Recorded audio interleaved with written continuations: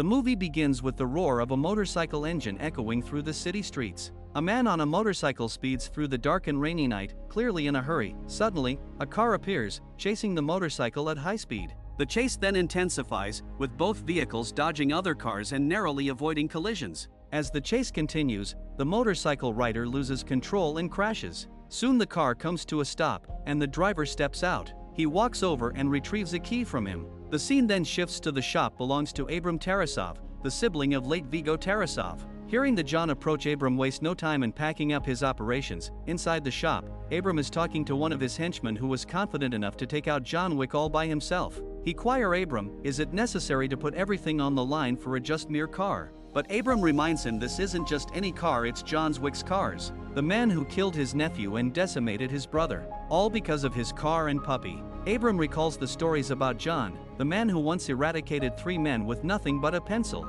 He describes John as a man of focus, dedication and sheer determination.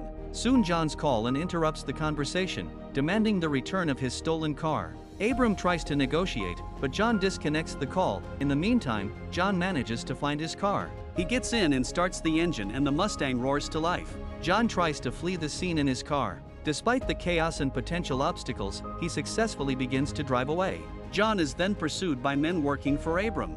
Next, John's car is hit by one of his attackers, and one more assailant joins the fray. Such collision likely causes significant damage to the vehicle. Despite the heavy damage, John manages to restart the car, and tries to make another attempt to escape. Suddenly a biker joins the chase and shoots at him, adding another layer of danger. In a desperate move, John sacrifices his car door to stop the pursuing biker. John have enough about people ramming his car. In a desperation, John then rams his car into the enemy's vehicle. This aggressive maneuver successfully kills the men working for 𝐴𝐵RAM. Suddenly, John is knocked out of his vehicle, dazed but not defeated. He quickly gets up and engages in hand-to-hand combat with 𝐴𝐵RAM's men. John's fighting style is brutal and efficient, taking down his attackers with precision. After defeating 𝐴𝐵RAM's men, John confronts 𝐴𝐵RAM directly and tries to make peace by offering a truce. 𝐴𝐵RAM, after a moment of consideration, accepts the truce, as continuing this will only leads to bloodshed. With the agreement made, John leaves the chop shop with his damaged car. John then gathers his weapons and other belongings and locks them away in the basement. This action shows his determination to leave his past life behind. However, throughout the process, John is driven by the memory of his deceased wife, Helen. A few days later, John's friend Aurelio pays him a visit. He inspects the Mustang, noting the dents, scratches, and broken parts. Aurelio agrees to repair the car, not before telling him that it will take some time to restore it to its former glory. In an unexpected turn of events, John's doorbell rang. It's Santino D'Antonio, a powerful figure in the criminal underworld, arrives at John's home. Surprised and visibly annoyed by Santino's unexpected appearance, John recognizing the trouble it signifies. Meanwhile, Santino presents a ceremonial medallion, the blood oath marker. Explains that John made a blood oath to him when he sought help to complete an impossible task that allowed him to retire and live a peaceful life with his wife, Helen. Santino now calls in this marker and wants John to fulfill the oath and complete the task asked by him. John, on the other hand, determined to stay retired and honor his wife's memory, refuses Santino's demand. He explains that he has left his old life behind and does not wish to return. Santino doesn't take this refusal lightly. Enraged by John's refusal, Santino launches a barrage of grenades into his home, causing a series of explosions that quickly engulf the house in flames. Against all odds, John and his dog manages to survive the brutal attack to his house. John just stands there and watches helplessly, shattering of John's attempt to build a peaceful life. With no home left, John and his companion K9 turns to Continental Hotel, demanding Sharon to meet with the manager. Next, John meets with Winston, the manager of the hotel, seeking guidance. Winston reminds John of the unbreakable rules of their world. First, no killing on Continental Hotel grounds, and second, the blood oath marker. Once an oath is given on the marker, the person have to repay it even if it's cost his life. He explains that Santino's father is a member of the High Table. A council consists of 12 powerful crime lords who controls all the Continental hotels worldwide. Understanding the gravity of his situation, John reluctantly agrees to fulfill the Santino's demand. Soon, John pays a visit to Santino D'Antonio's luxurious mansion. Not wasting any time, Santino informs John that the target is his sister, Gianna D'Antonio. Gianna is about to become a member of the High Table after his father. Her death would allow Santino to claim her seat and consolidate his power within the organization. Hesitant but bound by his commitment, John accepts the mission. Before heading to Rome, John heads to his storage unit to gather his weapons and resources and essential belongings, preparing himself for the challenges to come. Next, after John's arrival at Rome, he takes a taxi to Continental Hotel branch of Rome, a luxurious place where he can stay hidden and plan his mission. Once settled in his hotel, John meets an old friend, Julius, who runs the Continental Hotel in Rome. Julius is an important ally. They talk about the risks and danger involved in the mission, but has confidence in John's abilities. After which Julius provides John with the information and resources. Preparing for his mission, John then visits a hidden armory, run by the sommelier, who assists John for choose the perfect weapons. John picks out a variety of firearms and knives, making sure he is fully prepared for any situation. Next, John visits his tailor, a man known for making stylish but bulletproof suits solely for assassins. These suits are special, which are bulletproof and designed to protect assassins during their missions. John visits another contact, a man who provides him with maps, keys, and the blueprints of the mansion. With all the details in hand, John then memorizes each and every detail carefully. As night falls, John, fully geared up, prepares for the battle that lies ahead. He manages to infiltrate Gianna D'Antonio's grand coronation celebration without detection of any adversaries, and confronts her in a private moment. Aware of her fate, Gianna chooses to take her own life by slicing her wrists rather than face dishonor. John ensures her death by shooting her head with a heavy heart, thus fulfilling the marker. With his mission complete, John Wick calmly walks away from party to make his exit. Unknown to him, 𝐂𝐿, Gianna's skilled bodyguard, observes John's departure with suspicion, immediately recognizing his intent to eliminate Gianna. In an instant, both draws their weapon, and gunfire erupts. Soon John springs into action, darting through a bustling concert hall, gunfire echoing in chaotic bursts as he evades and retaliates against his attackers. Breaking away from the concert, he confronts additional adversaries undeterred, swiftly eliminating 1, 2, 3, 4, 5, and 6 men before he departs. His path then twists through the city's subterranean catacombs, where he encounters Ares, Santino's fiercely loyal bodyguard. Unexpectedly, a double crossing with dangerous ambush unfolds, but John's armored suit provides critical protection, enabling him to deflect attacks and incapacitate several assailants. Leveraging the twisting catacombs to his advantage, he systematically isolates and eliminates remaining enemies, showcasing his exceptional combat skills and lethal precision. In a relentless spree, John eliminates 1, 2, 3, 4, 5, 6, 7, 8, 9, 10, 11, and 12 in a matter of seconds. Escaping from the catacombs, John is suddenly struck by a speeding car. From the vehicle emerges 𝐂𝐿, who immediately opens fire. Engaging in a high-stakes hand-to-hand duel, both men exhibit formidable prowess and resilience, exchanging powerful blows and tactics. Their intense battle comes to an abrupt halt as they land in the lobby of the Continental Hotel. Due to hotel's strict rule of no business on the premises forces them to stop fighting. Next, John and 𝐂𝐿 find themselves drinking in hotel premises.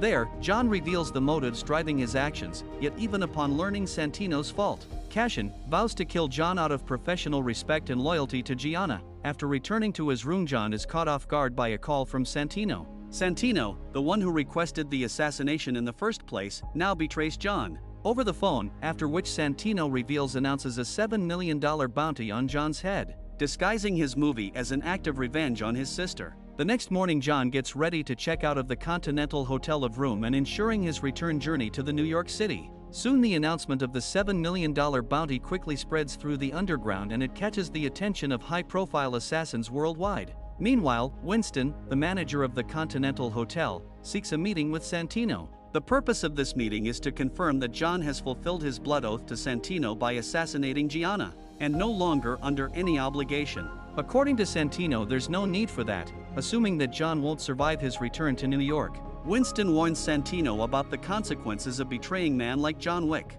Winston knows John's capabilities and understands that betraying such a formidable figure will have dire consequences. Despite the warning, Santino is confident in his decision, driven by his own ambitions and plans. As John arrives in New York, the hunt begins. In a crowded subway station, John is ambushed by a skilled assassin. Using his quick reflexes and combat training, John fights off the attacker, neutralizing the threat swiftly and efficiently. Not long after, John is confronted by another assassin in a public park. This time, the fight is more intense, with both combatants exchanging blows and gunfire. Despite the danger, John manages to outmaneuver his opponent, demonstrating his exceptional hand-to-hand combat skills. As John continues to make his way through the city, he is attacked by a duo of assassins in a narrow alley. Using the confined space to his advantage, John skillfully takes down both attackers with a combination of shooting and precise them with a pencil at close quarters combat techniques. Next, John navigates through the streets of New York. He runs into 𝐿𝐴 once again. Their eyes lock, and without a word, a silent gunfire between them takes place. Both men are highly trained, making the fight evenly matched and intense in the middle of the crowd. They use silencers and their surroundings to gain an advantage. The scene eventually transitions into a close quarters combat. Using knives and hand-to-hand techniques, both men demonstrate their exceptional skills and determination. In the climax of the fight, John manages to gain the upper hand. He disarms 𝐿𝐴 and stabs him in the chest. John leaves the knife embedded in 𝐿𝐴's chest, ensuring that he is incapacitated but not immediately killed. Struggling to keep up, John spots a beggar and he offers a gold coin for assistance. With the beggar's help, he managed to extract himself from the dangerous situation. Not before the beggar killing the stalkers, John regains consciousness in the unknown surrounding, but his injuries are treated, and he recuperates from the intense battles he has faced. All under the care of the 𝐊𝐿𝐼𝐿𝐼𝐿, a powerful figure within the criminal underworld. Beyond just medical aid, John requests the 𝐊𝐿𝐼𝐿𝐼 for help to locate Santino and obtain ammunition to eliminate him. In the curiosity, 𝐊𝐿𝐼𝐿𝐼𝐿 asked why should he will be helping him out. John explains that if Santino rises to power unchecked, you will lose your own influence, power, control and resources all over the city. Moved by John's argument and understanding the threat posed by Santino, agrees to assist him. He provides John with a gun and 7 bullets, one each, for $1 million bounty on his head. With the location of Santino, which is at the art museum, John infiltrates the museum where Santino is hiding. As he encounters Santino and his guards, the environment is tense. People surrounding them steps aside, with both sides ready for the inevitable confrontation. Utilizing all 7 of his bullets, John quickly disarms one of his adversaries. With a new weapon in hand, John resumes his pursuit of Santino. The chase takes them through various parts of the museum. John engages in intense gunfire and hand-to-hand combat with more of Santino's guards. He moves swiftly, taking down each adversary that stands in his way. John then enters into a mirror maze within the museum. The room is filled with reflective surfaces, making it difficult to track movements.